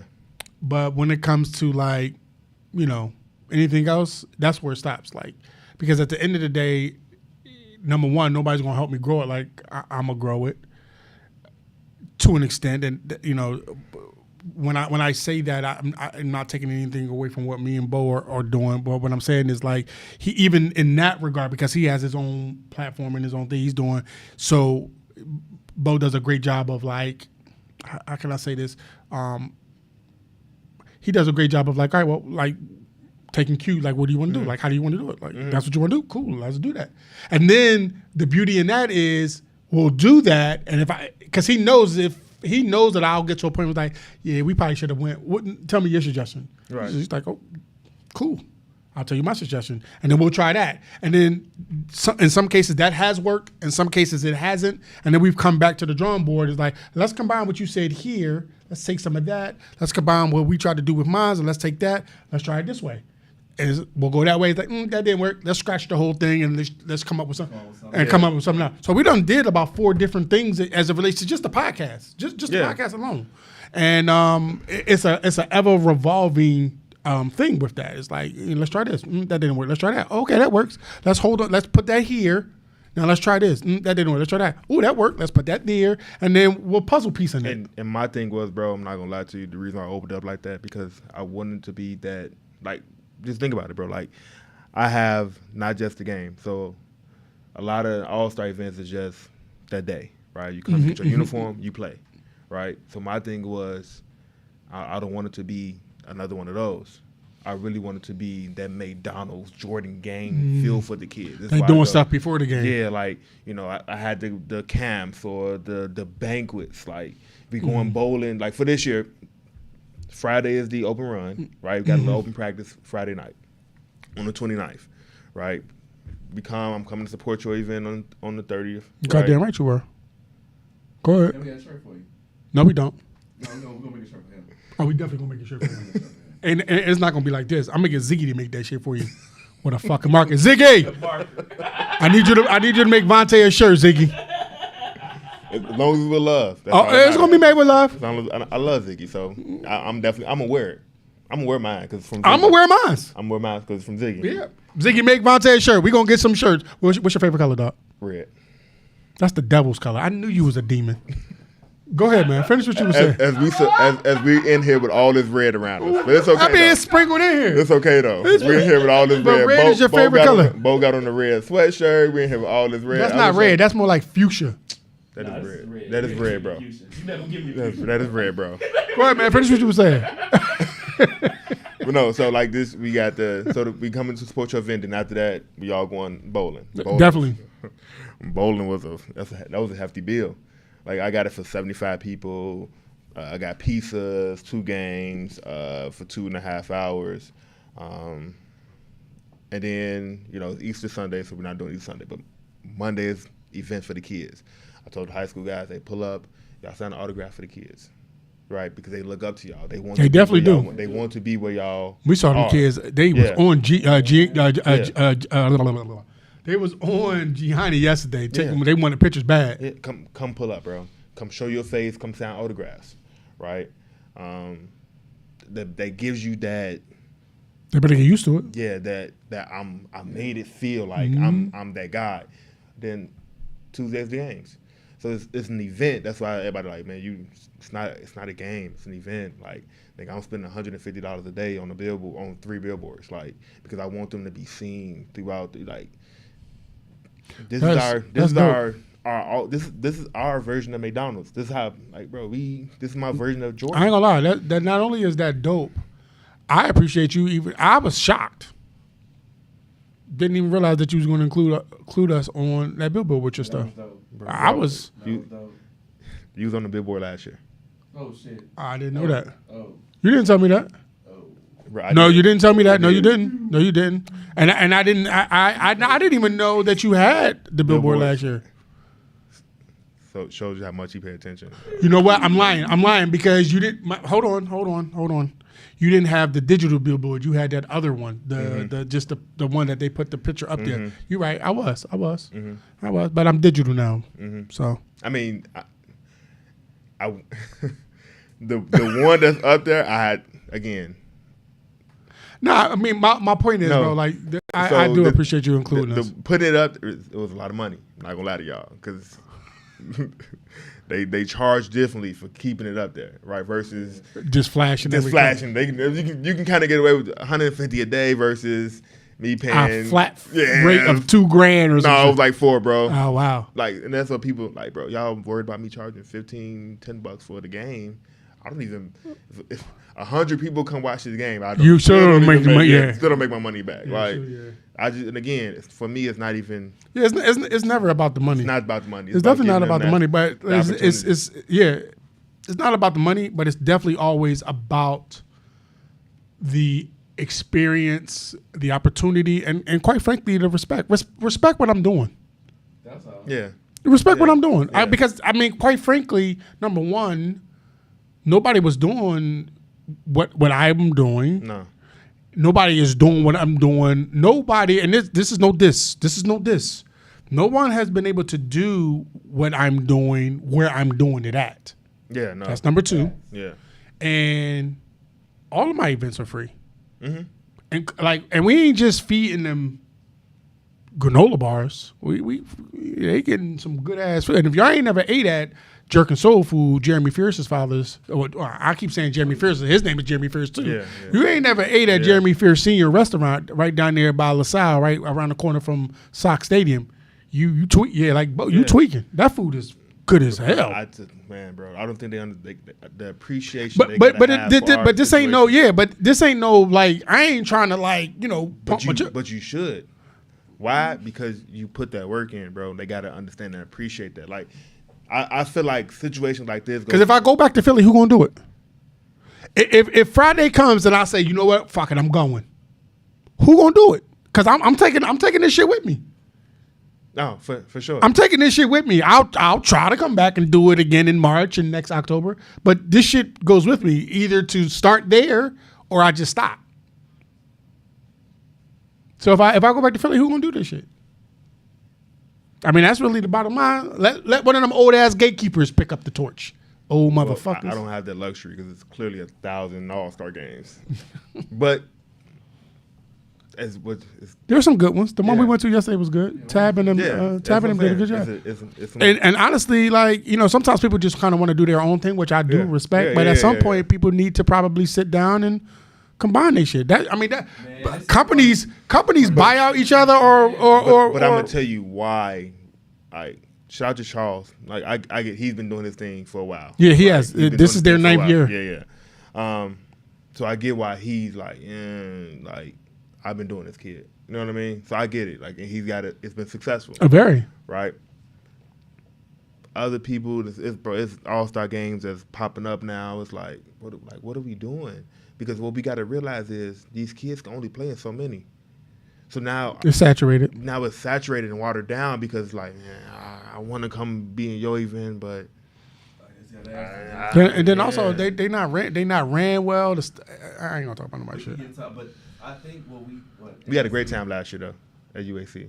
Yeah. Yeah, USC was kind of fun. Yeah, because that was, me and Zay coached against each other in that game. Yeah, and then you had little free bands came and got in the game. He had a little uniform and got out there and was given, and was I think he got a bucket or two, but he definitely was playing. He's playing against high school kids. Free bands at the time was in 6th grade? Second grade? Second.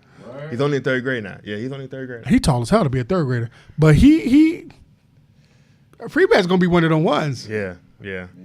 And his pop funny as hell. He is. He funny as hell. Shout out to them, man. Shout out to them. Anyway, before you go, man, give yourself a future message. I'm gonna be sleeping on the couch. Nope. Just continue to be great. That's always, every day is a great day to be great. I tell myself that every day. I tell my kids that every day is a great day to be great. No matter what we go through, no matter I survived cancer, bro. Every day is a great day to be great. Yeah, shout out to you for that, man. Yeah, definitely shout out to you, man. Before we go, I definitely want to give my shout outs, man. I want to give a shout out. He got a little bit more time. He should still be up there eating probably, but I definitely want to give a shout out to my sons, Xavier and Zayden Suleiman, aka Zay and Ziggy. Always got to shout my boys out. Shout out my guy Bo Harris for AGM Plus over there on the keyboards, if you will. Shout out to my guy Tyree Booker from Numerex. Obviously, shout out to SVI Anthony and Grant Leach, our official sponsors of the show. Apparel and all. He told me to help you out. Help me out and do what? I know. I talked to him. I got a nice little. I got some hitters right now. Yeah, so I got some hitters, and I ain't saying that because I don't want nobody to hate on that shit. Yeah, bro. He told me Chicago has never won a game down there. Not a game, but and the event that he do is great, bro. I can't wait to go. It's great. I can't wait to go, bro. And honestly, he and shout out to Anthony. First of all, I love Anthony and Grant. I love them. Right? He want me to focus on trying to get the hitters, which I'm doing. Yeah. But I tell you what, when it gets closer to, bro, I can find some good ass players from this state that'll go down there and rep. To tell you what happened. I know your story. Go ahead, tell the story. How they went to Great America on you? Yeah, bro. The day of. Mm-hmm. Like, so me and Keys are sitting there scrambling, like, bro, like. So who did y'all end up getting? So no, bro, we couldn't. Y'all didn't go. Wow. Like, we didn't go. Like, that's why, and like, bro, the year before it was like we had a bunch of kids like, yeah, man, we excited. And they got to call like, man, my coach said I can't go. Your coach, like, you out of high school, bro. Why are you even listening to that man?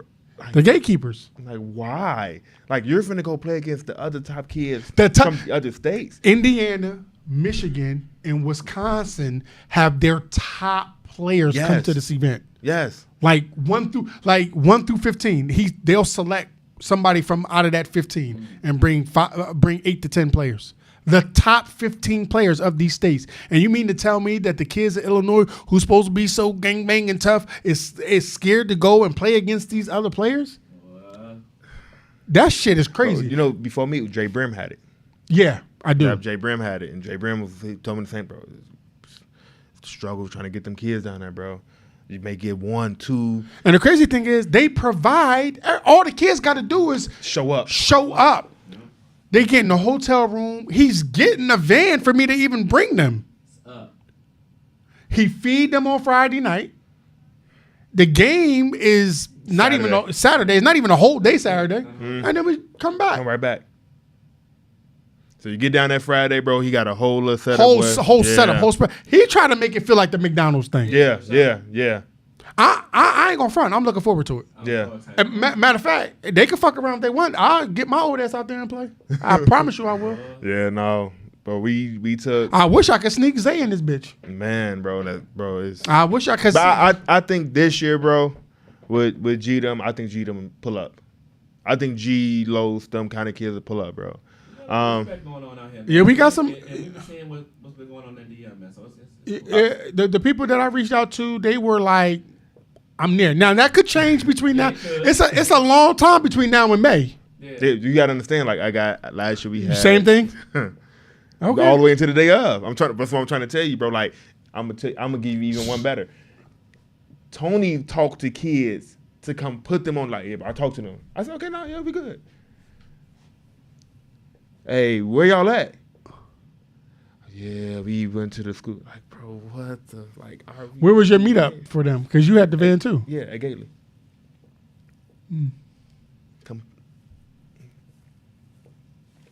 Interesting. Everybody went to the It was like a Great America thing. Yeah, like a big whatever. Yeah. And so I will have a contingency plan for that. And so I will, and it's kind of hard because you try to have a contingency plan of a cutoff of like definite. And I'm even asking, when is y'all proms? Because I don't want y'all proms to intercede. Yeah. But But it wasn't no prom dates or nothing. no, I got you. I got you. So I will have, I'm going to have some kids. I hate to say on standby, but I don't want to not show up. Yeah. And I felt bad, bro, because it was like I went and got this van. Like I told Tony, like, man, I'll pay for the van out of my pocket, bro, because them not showing up is unacceptable. So I will definitely. But you know what's crazy? A lot of kids he do an unsigned senior thing too down there. Mm-hmm. But he like, man, a lot of kids didn't show up for that. Like from Illinois. Just period. Oh. We are in this era. It's called the entitlement area, bro. Oh yeah, these kids are entitled like a motherfucker. And they feel like unsigned senior event. Like, why go to that? Because nigga, you unsigned. Like, what? Clearly. Anyway, shout out to Derek Ellison, National Director, Scouting Consultant for Mac Irvin Fire Shot Prep and Example Academy, aka the Bone Collector. Shout out to my partner with the Shoutouts Showcase and the Unsigned Senior Showcase, Ryan Foran. Our event is March the 30th at 167. Yeah, no, I'm not going to announce the names yet. No, we don't know what the player cards, but we just gonna Oh, the player card's going to be raw. We just fucking over the player cards. Yeah. Not only the player card's going to be raw, I'll show you the video when I drop for the reveal of the jerseys. I do stuff because I know the kids, they like this shit. So it's like, why not? Fuck it. It's definitely fun. I enjoy doing it. So anyway, I guess thank you for coming up here. You know how to bowl? Yeah, I'm decent. Okay. Don't go out there bowling. I promise you that's gonna be the first video to go up, bro. The moment you slip, fall, throw a gutter, I'm putting on. You might get a gutter, but I'm definitely not gonna slip and fall. Slip and fall is wild. No, I'm not two. I'm not fucking two. I don't need the rails, and I don't need the fucking thing that you put the ball on to slide down. I don't need that shit. You said get you some bumpers. Okay, so I'm no, I don't need that shit. I can bowl. I'm gonna make sure he announced that bumpers for Mustafa. I can bowl, bro. I'm a pretty decent bowler. I'm terrible, bro. Okay. Say, man, bowl, we're gonna do our own thing. Oh, that's fine. Yeah, we're gonna. That's cool because I'm definitely gonna beat y'all. We're gonna let you bowl with the kids who think they like cold. I mean, just based off of how good I think I am versus how good I really am, I'm pretty certain that I can pretty much beat the people that's gonna be there as far as the group. I don't know about the other people as far as in the bowling alley, but the group that's coming to your event, I'm pretty certain that I can beat that. I don't know. Justin sent me a video. He bowled like 4 strikes in a row. Okay, you did tell me that, and shout out to Justice. Yeah, shout out to Justice. I actually reached out to him for the event, and he told me straight up like I have to beat a school by then, which I expected as a high major. He said, but if not, I would have been there. Yeah, and I believe him. Yeah, no, I actually believe him. I think that this group of kids, these 24 kids. I think that they're a little more humble. They're a little more humble with their superstardom. I think they're a little more humble with their superstardom. I for sure. I admittedly have not reached out to G yet, and the only reason being, and I'm going to, is 2 reasons. One, the people I have reached out as far as guard heavy, but I feel like I don't want to oversaturate G himself. Yeah. You know what I'm saying? And I know that G will probably pull up. He will probably pull up. Matter of fact, this is how I know G will pull up. G asked me straight up. He said, "Yo, can I come to the Unsigned Senior event?" I said, "G, you signed." He said, "I know, but I just want to hoop."